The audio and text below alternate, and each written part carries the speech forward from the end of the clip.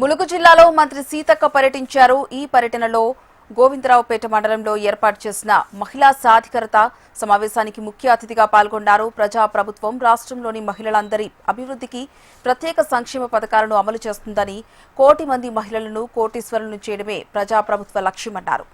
మహిళా సంఘాలకు రుణాల ద్వారా బస్సులను, పెట్రోల్ బంకుల నడుపుకునేలా ప్రజా ప్రభుత్వం సహకారం అందిస్తుందని, మహిళా సంఘాల వారికి వడ్డీ లేని రుణాలు అందిస్తుందని తెలిపారు.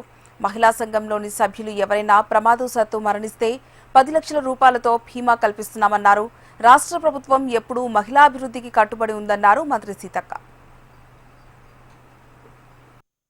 ఇప్పుడు 10 లక్షల వరకు మీకు వడ్డీ లేని రుణాలు ఇవ్వడం జరుగుతుంది. రేపు జూన్ నుంచి 10 లక్షల వరకు తీసుకునే వెసులుబాటు ఉంటుంది.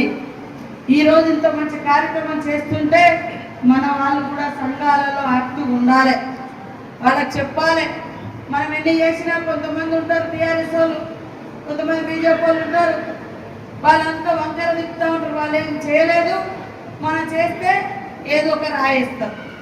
మనం బస్ ఫ్రీ పెడితే ఎవడెక్కుతాడు అబ్బా అంటాడు. అరే అవసరం ఉన్నోడే బస్ ఎక్కుతాడు. రోజు పోవాలనే రూల్ లేదు కదా.